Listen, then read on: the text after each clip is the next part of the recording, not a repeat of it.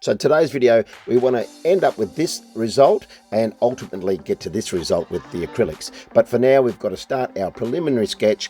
And as you can see there, I've got my MDF board down. I've got a little, I think it's 180 GSM paper taped down with some actual dedicated painter's tape, which does help. Especially with canvas, it just peels off quite nicely. But as you can see there, I've got my 2B pencil and I'm away. So I am going to speed it up a little bit just to be able to take the pain away from the whole video. But as you can see there, I'm just starting to get my lines. So I pretty much do everything wrong as opposed to what the professionals teach you. So I'd love to say that I do my circle, my egg shape and all those sorts of particular things, but it's just never really gelled with me. So I pretty much just have created my own style, and it does vary from every painting, every drawing I do. So don't feel that you've got to be locked into the way you're taught by a master. As at the end of the day, it's really you and your particular style, and you virtually will become very, very comfortable with your own style. And when you start to get other people showing you what to do, it's kind of a little foreign, especially if you've already taught yourself, but definitely take on board, and you'll see some of the tips that you get will just be like a duck to water, and some will just chaff against the grain, if you know what I mean. You just won't feel, you won't gel with them, so to speak. And of course, to get your own style and be comfortable with a pencil in your hand or a paintbrush, it just comes down to ultimately practice and also that love for art. If you've got that love for art, you'll look at a horrible drawing or a painting that you've done, and instead of just throw it all away, you'll pack it away for a while. You'll feel frustrated, you'll feel upset, and then you'll come back to it, and it's that coming back to it that ultimately makes you feel, is making you the artist, if that makes sense. Now you'll find as you're doing your preliminary sketches and paintings, by the way, you will see that you will make tweaks. As I can see there in this drawing, that first initial right hand eyebrow is a lot higher than the one that I've ended up with.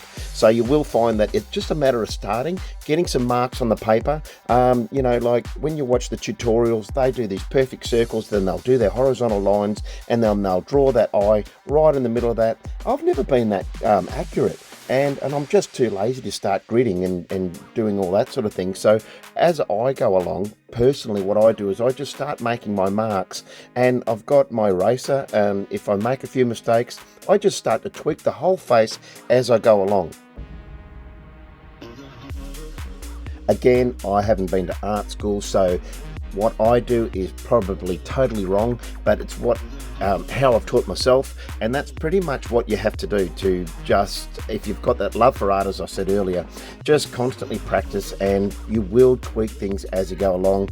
You'll know when you've got it all wrong because the eye will be too high or too low, and it is frustrating when you've done an artwork, especially in my teens. I do this beautiful artwork, I'm starting to learn how to blend colours and all those sorts of things, and then I look at the whole composition when I stand back at the end of the painting, and it's all out of proportion, and man, it's a horrible feeling. But at the end of the day, it's just one of those things. That's art, and that's how you get better.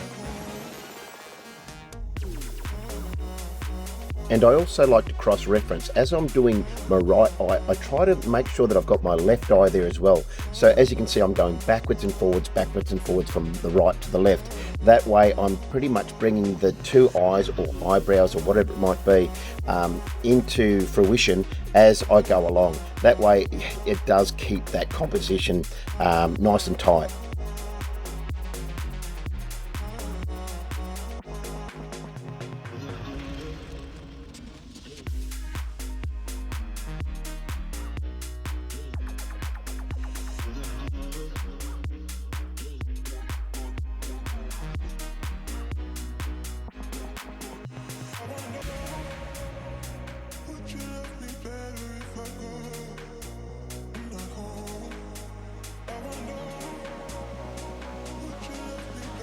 Now, because I am going to paint this, I wasn't actually meant to do such a detailed drawing with my pen. It was mainly just so that when I was going to draw it and I was going to do a tutorial on it, I wanted to be able to make sure it stood out from the paper or the canvas.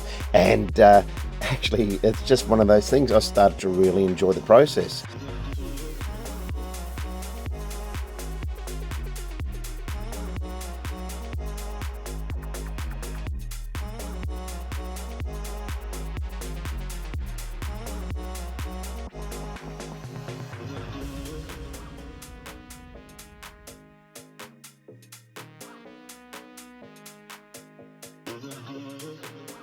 And believe it or not, you can actually cross-hatch with a pen as well. Just like a pencil, you're doing your larger lines for lighter shadow, and then tighter lines for more shadow. And that way, cross-hatching is where you'll go one way and then you'll go over those particular lines the other way.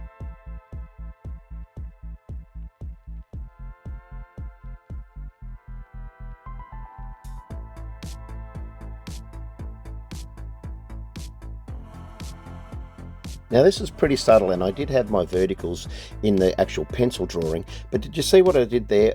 I find for myself, when I'm doing lips and eyes, I like to be able to center the outside of a person's lips or mouth virtually straight down from the center of their eyeball. As you can see, I'm starting the outside of the lip there, and I'm just, if you look at the symmetry of the painting or the composition, you can see those two eyeballs. Each side of those eyeballs, if you did a vertical line, you can see pretty much that's where I start my mouth. And now let's move on to the eyes.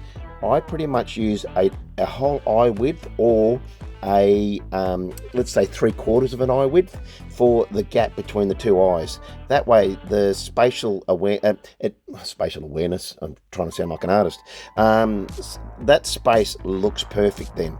And even if it's a little bit wide, it's actually better than having the eyes too close together.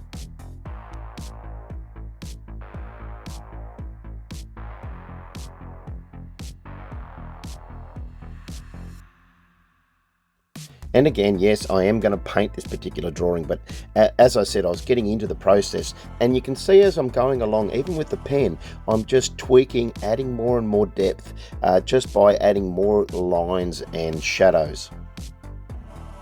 Or should I say adding depth through tonal value and detail. See, I wouldn't have a clue what the proper words are, but it doesn't stop me from wanting to become a great artist. And I know there's millions of artists out there much better than me, but at the end of the day, you can, if you've got a passion for it, teach yourself and do a half decent job. Now I'm going to move into that cross-hatching again that I was talking about earlier. See how I'm doing more and more lines? You can actually get a, let's say, an abstract sort of shade or tone with tightening up those pen strokes.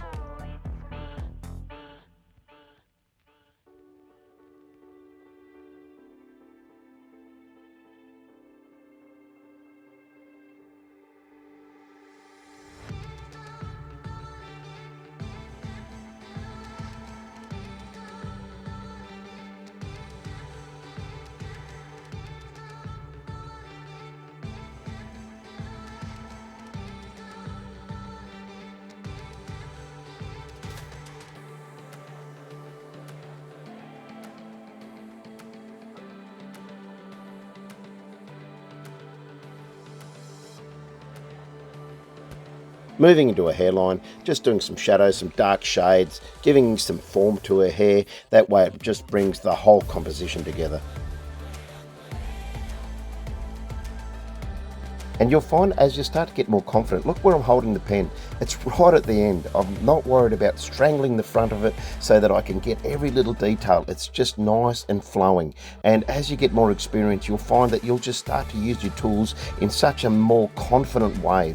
More confident way? Don't know if that sounds right. But anyway, here's the end of that preliminary sketch, and now we will get into this particular painting in the next one. Hopefully you got some useful tips or at least some inspiration, and thanks very much for watching.